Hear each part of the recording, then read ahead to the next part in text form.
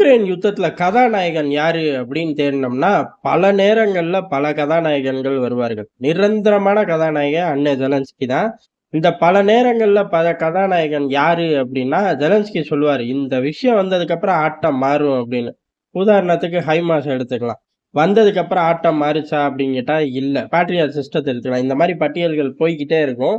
அப்படி இறுதி கதாநாயகனா இவர்கள் டிசைன் பண்ணி வச்சது யாரு அப்டின்னா, F-16 தான். F-16 வந்ததுக்கப்புறம் தலைகீழா நிலைமை மாறும் அப்டின்னார்கள். உண்மையிலேயே தலைகீழா மாறிப்போச்சு. என்ன அப்டின்னா, F-16 சுட்டு வீழ்த்தப்பட்டுருச்சு. F-16 வெடிச்சு சிதறிருச்சு. F-16 கோளாறு காரணமா தரையில முட்டி மோதி வெடிச்சு சிதறிருச்சு. ஆக மொத்தம் ஒரு F-16 காலி ஆயிருச்சு. சரி எப்படி ஆச்சு அப்படிங்கிறத ரஷ்யா வீழ்த்திருச்சா அப்படின்னு கேட்டா தெரியல. ஆனா தொழில்நுட்ப கோளாறால F-16 இன்னைக்கு இல்லப்பா, சிதறிருச்சுப்பா, வெடிச்சிருச்சுப்பா அப்படின்ட்டாய்ங்க. உண்மையிலேயே F-16க்கு என்ன ஆச்சு அப்படிங்கிறதே பெரிய மர்மமா மாறிப்போச்சு. என்னடா கதாநாயகன் வந்து ரஷ்யாவ தெறிக்க விடுவான்னீங்க, கடைசியில கதாநாயகன மறைச்சு நீங்க ஸ்க்ரீன் பிளே எழுதுற மாரி ஆயிப்போச்சே! அப்படிங்கிற மாரி தான் ஆயிப்போச்சு. அதுக்கு காரணம் என்ன? ஒண்ணுமே கிடையாது. இவர்கள் பேட்ரியாட் சிஸ்டமே தவறுதலாக சுட்டு வீழ்த்திருச்சு அப்படிங்கிற குற்றச்சாட்டு இருக்கு.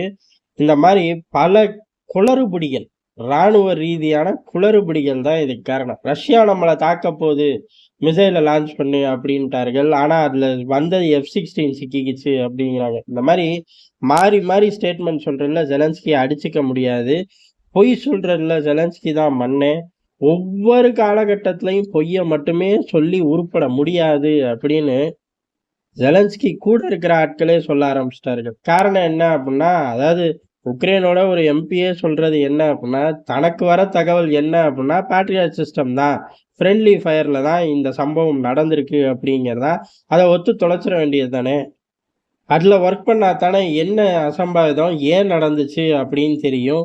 அதுக்கப்புறம் அதெல்லாம் நம்மனால ரெக்டிஃபை பண்ணி கொண்டு போ முடியும். இப்படி பொய் பொய்யா சொல்லிக்கிட்டு இருந்து F-16 எடுத்துட்டு போய் என்னைக்கு நம்ம வீழ்த்துறது? அப்படின்னு சொல்லி அம்மையார் போட்டு உடைச்சுட்டார்கள். ஜெலன்ஸ்கிய பொறுத்தவரை சைலன்ட் மோட். இங்க இவருக்கு தேவையே இல்ல. அமெரிக்கா என்ன சொல்லுது அப்படிங்கிறதா, அமெரிக்காவ பொறுத்தவரையும் இத பத்தி நாங்க பேச தயாரா இல்ல. இதோட விசாரணையில நாங்க இல்ல. அப்படின்னு சொல்லி விலகிக்கிட்டாங்க. "இன்னும் ஒரு வார்த்தை பேசுங்க ப்ளீஸ்" அப்படின்னு பத்திரிக்கையாளர்கள் கெஞ்சியிருந்தா, F-16 எங்களுதே இல்லடா அப்படின்ருப்பார்களாட்டுக்கு.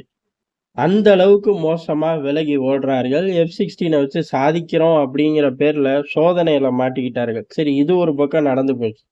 ரஷ்யா ஒரு கோர தாண்டவத்த போர் நடக்காத இடங்கள்ல ஆடிக்கிட்டு இருக்கு. அதே மாரி போர் நடக்கக்கூடிய இடங்கள்ல அடுத்தடுத்த கிராமங்கள் விழுகுது. ரஷ்யாவுக்குள்ள உள்ள படைகளும் சிதறடிக்கப்படுது.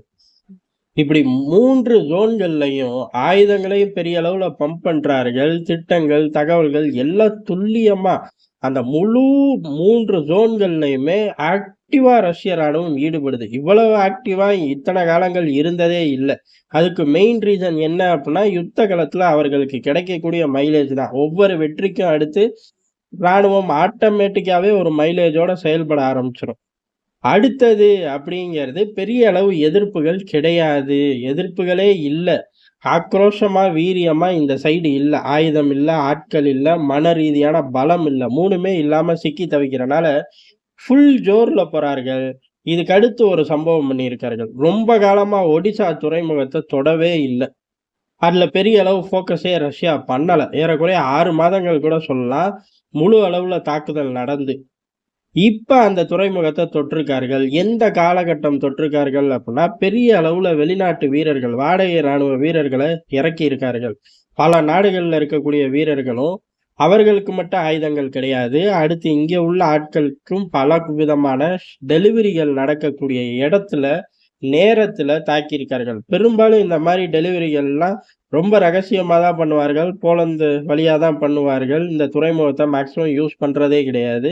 அப்படியே யூஸ் பண்ணாலும் சீக்ரெட் மெயின்டெயின் பண்ணப்படும். அதுவும் புதுசா ஆட்கள்லாம் உள்ள வரும்போது படு சீக்ரெட்டா இருப்பார்கள். எங்க கோட்ட விட்டார்கள்னு தெரியல. ரஷ்யா எப்படி ஸ்மெல் பண்ணுச்சுன்னு தெரியல. ஆனா பெரிய அளவுல உயிர் சேதம். வாடகை ராணுவ வீரர்களோட எண்ணிக்கை அப்படிங்கிறது கணிசமா சொல்லப்படுது. அதே மாரி அதே நேரத்துல வந்த டெலிவரி ஆயுதங்களும் ஒரு கணிசமான ஷிப்மெண்ட் இப்ப கைய விட்டு போயிருச்சு. ஒடிஷா துறைமுகத்துல துல்லியமான தாக்குதல். அந்த தாக்குதல்ல முழுக்க முழுக்க இறந்தது அப்படிங்கிறது பெரிய அளவுல இறந்ததுங்கிறது வெளிநாட்டு வீரர்கள் தான், வாடகை ராணுவம். பல நாடுகள்ல இருந்து ஆர்கனைஸ் பண்ணி உள்ளுக்குள்ள இறக்குன ஆட்கள் இன்னைக்கு இல்லை. அதே மாரி ஆயுதங்களும், பர்ட்டிகுலரா இந்த டைம்ல ஆயுதங்கள் ஜாஸ்தியா தேவை. அப்படி இருக்கும்போது இந்த சம்பவம் நடந்திருக்கு. ரஷ்யாவ பொறுத்தவரையும் பெரிய அளவுல கெமிக்கல்கள உள்ளுக்குள்ள கொண்டு வரதுக்கு தான் இந்த ஷிப்மெண்ட் யூஸ் ஆகும் அப்படிங்கிறத நாங்க டார்கெட் வைக்கிறோம். அதனால இனிமே ஒடிஷா துறைமுகத்த பயன்படுத்தவே முடியாது.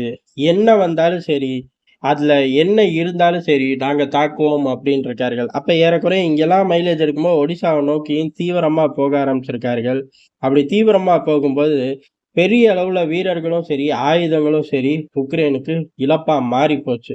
உக்ரைனை பொறுத்தவரை F-16 ஒரு அடி. அடுத்து இந்த வாடகை ராணுவ வீரர்கள் மிகப்பெரிய அடி. இது 2ம் மிகப்பெரிய அடி. களத்துல நாள்தோறும் நிமிடத்துக்கு நிமிடம் அடி விழுகுது. இதுக்கு பதிலா இதுக்கு மகுடம் சூட்டுற மாரி இந்த பெரும் அடி. இதுல இருந்து தப்பிக்கிறது எப்படி? பேசாம இருந்துட்டா போதும்னு அமெரிக்கா நினைக்குது. ஜெலன்ஸ்கி அதே மூட்ல இருக்காரு. ஆனா சுத்தி உள்ள நபர்கள், அவங்க கூட சுத்தி உள்ள நபர்களே என்னடா இப்படி இருந்தா நம்மனால ஒரு துளி கூட ஜெயிக்க முடியாது அப்படின்னு சொல்லி அவர்கள் இறங்கி அடிக்கிறார்கள். இந்த ஒரு துளி ஜெயிக்க முடியாதுங்கிறத நம்ம தப்பி தவறி ரஷ்யாவை எதிர்த்து அப்படின்னு நினைக்கக்கூடாது. ஜெலன்ஸ்கிய தூக்கிட்டா நாளைக்கு நம்ம ஃபேஸ் இந்த பக்கம் இருக்கணும்ல. அதுக்கு இந்த மாரி இடத்துல ஸ்கோர் பண்ணிக்குவோம் அப்படின்னு ஜெலன்ஸ்கி விடுற கேப்ல எல்லாம் கூட உள்ள ஆட்கள் ஸ்கோர் பண்ண ஆரம்பிக்கிறார்கள். இதுதான் ஜெலன்ஸ்கிக்கு மிகப்பெரிய இடைஞ்சல். டக்குனு அந்த அம்மையார தூக்கிருவாரு. அவர் சார்ந்த ஆட்கள தூக்குவாரு.